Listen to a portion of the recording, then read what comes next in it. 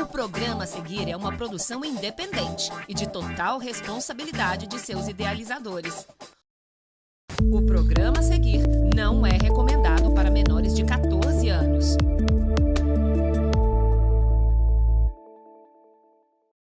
As manifestações políticas do último sábado contra o governo Bolsonaro repercutiram no mundo todo e mexeram no xadrez político brasileiro.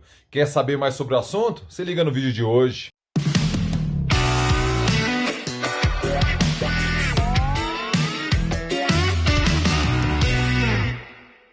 Fala aí, rapaziada! Tudo beleza? Maio já está no final, sim! Bora gravar o vídeo de hoje, segunda-feira, dia 31 de maio de 2021. Como eu falei, maio já está no final. E eu começo aquele pedido clássico e tradicional. Está pintando pela primeira vez aqui no canal? Seja muito bem-vindo, seja muito bem-vinda. Aproveite a ocasião, inscreva-se aqui no canal, porque você ganha sim, você ganha vídeo novo todo dia. Eu tenho o prazer de ganhar a sua nobre companhia e você ganha vídeo novo todo dia. Mas é todo dia?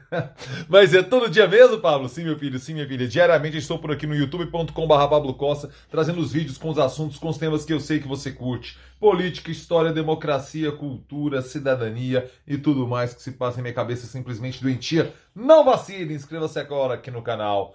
Como eu falei, é um prazer, é uma honra ter a sua companhia por aqui. Muitíssimo obrigado mesmo, de coração, a todos vocês que se inscrevem, que comentam, que prestigiam, que deixam like. Vocês são sensacionais. Bora lá, sabadão, dia 29 de maio, várias capitais do Brasil, várias cidades de menor porte registraram protestos contra o governo Bolsonaro. A gente teve, no ano passado, o início de um movimento de resistência a Bolsonaro, capitaneado pelas torcidas organizadas, você se recorda, dos movimentos antifas e tudo mais. Agora a coisa se deu de forma mais expressiva no quantitativo e também capitaneada por outras forças sociais. E isso é que dá a diferença política e simbólica do que aconteceu no último sábado perante o que vimos acontecer em 2020 e que estávamos vendo acontecer nas manifestações pró-governo Bolsonaro. O primeiro ponto evidente é que o monopólio das ruas não está mais nas mãos do bolsonarismo. Eles não detêm o monopólio das ruas.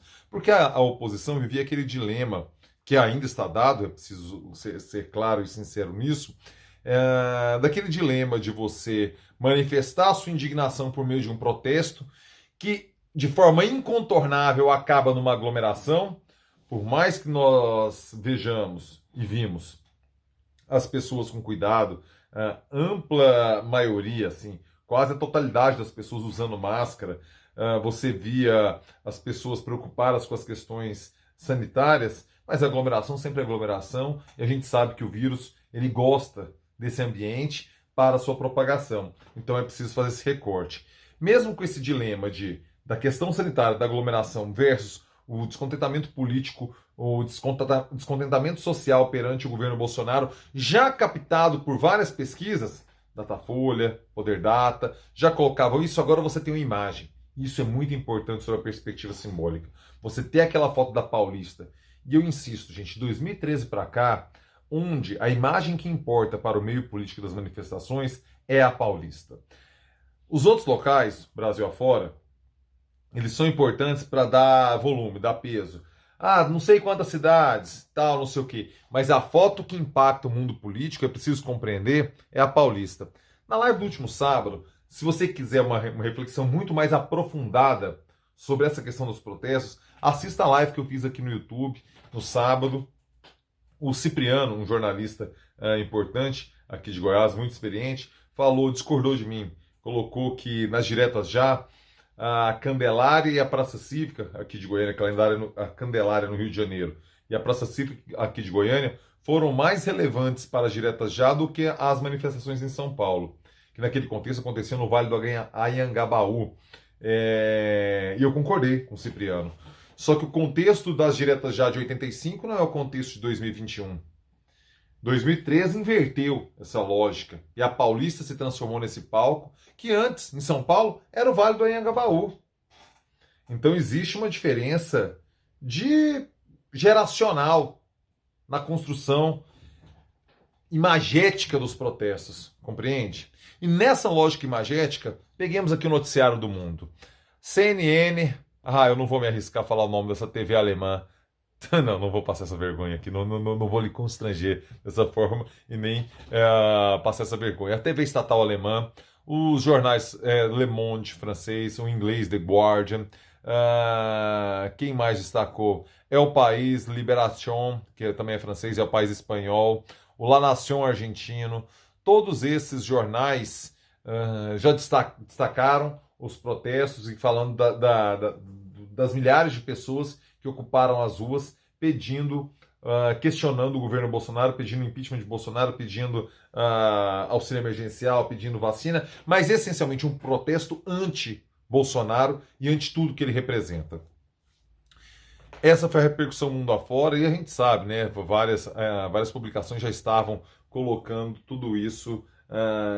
As pesquisas estavam captando, as publicações vendo o que acontecia no Brasil. E a insatisfação do nosso povo, de parcela hoje majoritária, segundo as pesquisas do nosso povo, pelos caminhos trilhados pelo Brasil.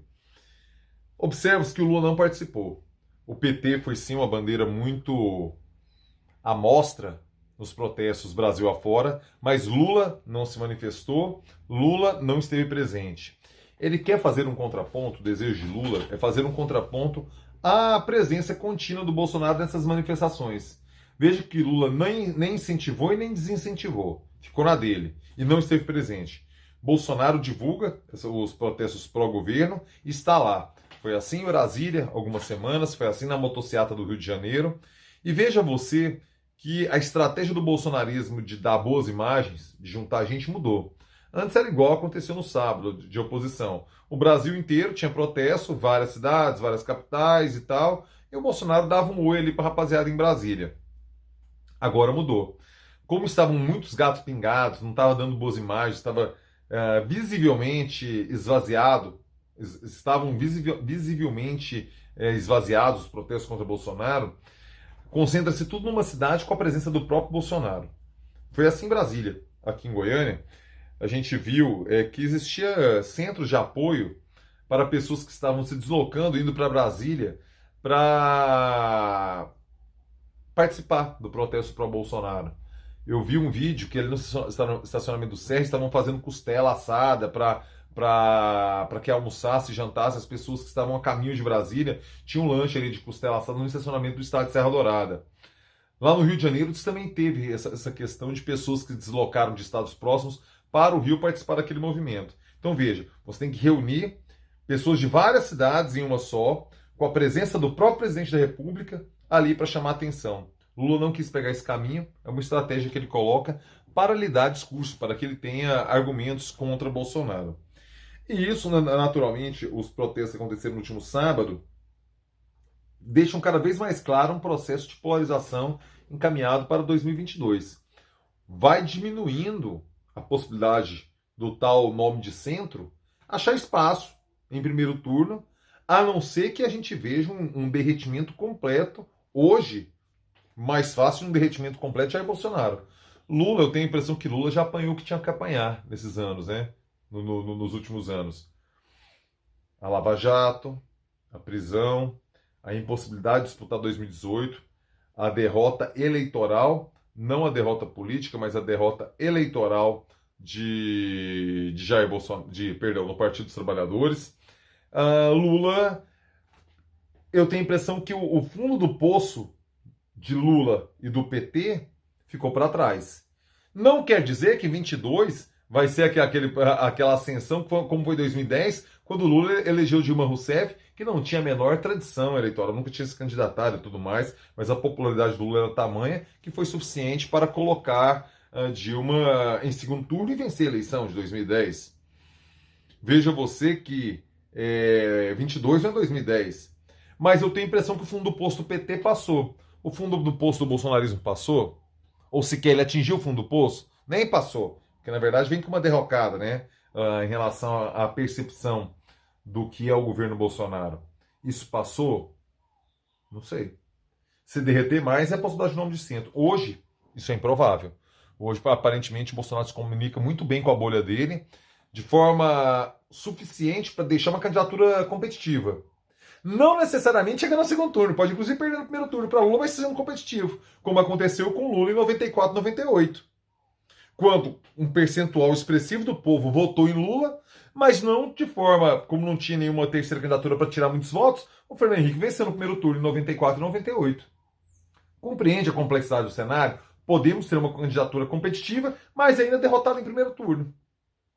Hoje, 31 de maio de 2021, seria o cenário mais provável de acontecer.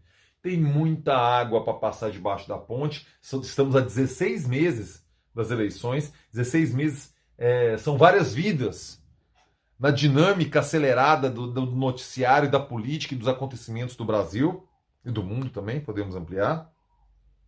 Mas a questão é que sábado, as ruas mostraram que aquele sentimento de insatisfação fermentado, ele começa a transbordar. E tem um lamentável ponto também da violência, truculência policial do que aconteceu no estado de Pernambuco, né? Onde, pelos todos os relatos dados, pelas imagens coletadas, não tinha motivos para a polícia pernambucana agir daquela forma contra os manifestantes no Recife. Não tinha confusão, não tinha problema nenhum. Aquilo lá, aparentemente, é uma truculência que precisamos ficar atentos, porque a gente sabe da adesão, da identificação de parcela considerável das polícias brasileiras. Veja que coloquei no plural das polícias brasileiras para com o bolsonarismo. Não podemos deixar que a força, o Estado armado, o braço armado do Estado, por meio das Forças Armadas, sejam politicamente orientadas a agir de forma X quando a manifestação é pró-governo, ou seja, simpática àqueles valores que os policiais comungam, se identificam. Não pode ter uma postura diferente na manifestação Y, quando é um caso de oposição. As forças policiais têm que ser de Estado. Não se meter na política e não se meter em governos. 2022 promete. Podemos nos preparar que vai ser um ano de um ano decisivo, um ano perigoso para a democracia brasileira e que, como diz a Gal, precisamos estar atentos e fortes. Precisamos estar atentos e fortes. E eu quero saber a sua opinião, por favor. Deixe seu comentário aí. Quero saber o que você pensa, quero saber o que você tem a dizer sobre isso, sobre os protestos do dia 29 de maio de 2021. Se você chegou até aqui, sabe que eu peço seu like. Por favor, deixe seu joinha aí, é importante mais pra mim, cara, que você deixe a sua interação aí com o vídeo, cara. O algoritmo reconhece e o YouTube faz assim com o vídeo. Maravilha? Conto com a sua inscrição, com as notificações, sininho na fita, comentário e like. Live do final de semana, sexta-feira, uma conversa franca e risonha com Cileide Alves. Então assistiu, assista, cara, papo sensacional para entender mais bastidores da política, bastidores do jornalismo. Foi uma aula que a Cileide deu para nós na última sexta-feira. Recomendo que você assista a live. Sabadão, eu me aprofundei muito mais nessa questão dos protestos. Foi 1 hora e tanto de live, trocando uma ideia com vocês aqui. Então, se quiser saber mais sobre a questão dos protestos, mais no calor do momento ali, por favor, sabadão é a live que rolou aqui no canal. Maravilha? Rapaziada, uma excelente semana para vocês. Ótimo fim de maio. Amanhã, bom início de junho. E eu termino com o clássico. É nóis!